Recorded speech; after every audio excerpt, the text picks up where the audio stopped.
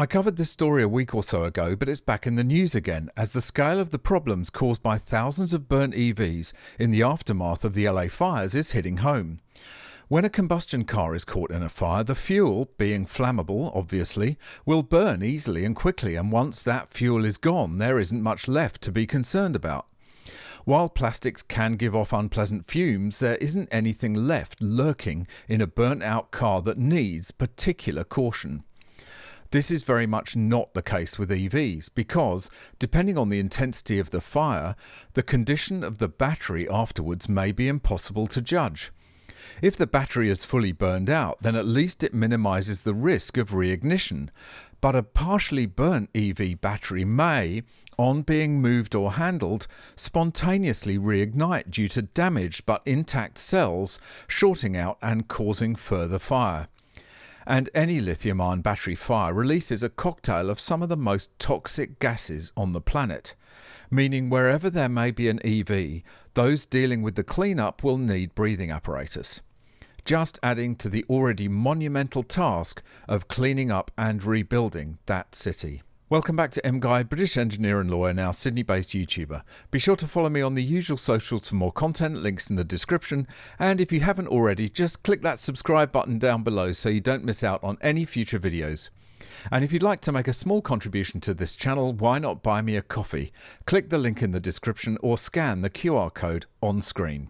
Before we get to the EV story, an update on another LA fire, this time the Moss Landing battery energy storage system, in relation to which the US Environmental Protection Agency somehow managed to look in the other direction and not find any of the tons of hydrogen fluoride gas that had been released into the air, claiming that it was all scaremongering and that there was no risk to public health. But residents near the fire are complaining of multiple health issues as a result. Burning eyes, breathing problems and rashes. Residents claim California's lithium battery fire made them sick. Officials deny the health risks. It's the fourth fire at Moss Landing, a critical facility for Newsom's clean energy plans. The world's largest lithium battery plant erupted in a massive blaze on January the 16th, smouldering and smoking near Monterey, California, for days. A sharp chemical smell swept through from Vistra Energy's Moss Landing power plant to the surrounding foothills, up the coast towards Santa Cruz and down into Salinas Valley's farming mecca. Nearly 2 weeks later, residents in the surrounding areas, some as far as 30 miles away, are complaining of stinging and itchy eyes, burning skin, sore throats, irritated gums, rashes, and even breathing problems. Symptoms associated with exposure to smoke from a lithium-ion fire. Vistra and local and federal authorities, however, have denied that nearby residents face health risks. It's also the fourth battery fire since 2014 at Moss Landing, a key facility for Governor Gavin Newsom's plans to divert California away from fossil fuels. First, you could smell the chemicals, and then there was a metallic taste in my mouth. So I gathered my small animals and went down to my brother's, some 150 miles away, said Tonya Rivera, who lives about 2 miles from Moss Landing. That was the beginning of the symptoms. Since that time, I've had a runny nose, a sore throat, and my eyes are continuously watering. They itch. This past Saturday, my face broke out with a rash. There's actually an entire Facebook group with over 3,000 members solely for people complaining of symptoms from the Moss Landing fire. Well, they must all be right-wing conspiracy theorists because the EPA insists, nothing to see here, please disperse. And it's not just gaseous toxins, but heavy metal particulates, which are of concern. The most significant evidence of toxic fallout that residents have seen came Monday from a team of researchers at nearby San Jose State University, who, for the last decade, have sampled soils from Elkhorn Slough. The Wildlife and Wetlands Preserve, which was reopened to the public January 21st, showed a dramatic increase of nickel, manganese and cobalt, heavy metals that are used in lithium-ion batteries, the researchers reported.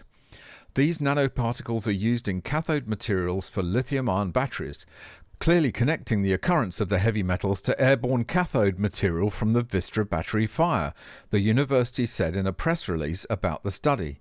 These heavy metals will chemically transform as they move through the environments and potentially through the food web, affecting local aquatic and terrestrial ecosystems. The report reassured those suffering from symptoms. The fact the scientists found this in the Elkhorn Slough confirms what everyone suspected, that there were definitely heavy metals and toxins in the air, said Heather Griffin, a realtor from nearby Prunedale, who has helped organise the grassroots surface testing. So who do you believe, the EPA or your own watering, stinging eyes? And just as lithium-ion batteries in the Moss Landing fire have caused significant problems, so have the sheer number of EVs bought by LA's trendy liberal environmentalist population, which now lie in wait for any person clearing up who is unprepared to deal with the risk. LA's electric vehicle obsession hampers fire cleanup amid fears lithium-ion batteries are ticking time bombs.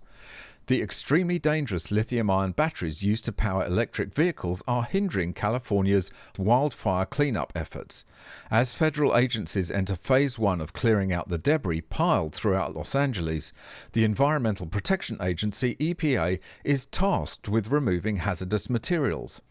Lithium-ion batteries are making up a significant portion of these dangerous items, and the EPA worries they may spontaneously reignite, explode and emit toxic gases and particulates even after the fire is out, NBC Los Angeles reported. EPA Incident Commander Steve Kalanog told the outlet that the aftermath of the Palisades and Eaton fires will likely call for the largest lithium-ion battery pickup, cleanup that's ever happened in the history of the world. Kalanog said that handling these shockingly temperamental batteries is no easy task, and it requires technical sophistication and care. The crew handling the dangerous materials must de-ionize the batteries so they can be compressed for proper disposal. They must wear special protective gear, including fire-resistant clothes and masks. Exposure to overheated lithium-ion batteries can be extremely toxic to humans, according to the Preville laboratory. Aside from bursting into flames, humans near damaged or overheated batteries could be breathing in dangerous gases that can cause severe burns to one's skin, eyes, or digestive tract. It can also cause irritation to someone's respiratory tract if inhaled.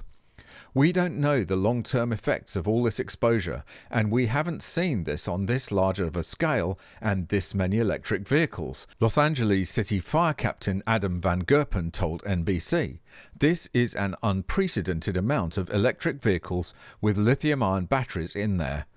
More than 99,000 zero-emission vehicles were sold in LA County in 2024, the California Energy Commission reported.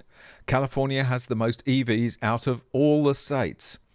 With the lithium-ion batteries, even if they look like they are intact, they could have damage on the inside, so they continue to off-gas, and the off-gas from these batteries can be toxic to your health, Van Gerpen told NBC. Making lithium-ion batteries this size would, in any sane world, be regarded as madness.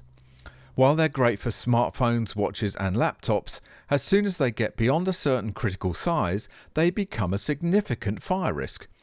Which is of course why special precautions must be taken when travelling on an aircraft with a lithium battery larger than about 160 watt-hours. They're classed as dangerous goods. And 160 watt-hours is tiny, 375 times smaller than the 60 kilowatt-hour battery in an average EV. They're not just dangerous goods, they are disastrous goods. But we're not in a sane world. We're in a world of net zero madness, where building thousands of windmills and gigawatt-hours of lithium-ion batteries is encouraged and applauded, whereas burning coal, oil and gas is forbidden. We certainly live in strange times.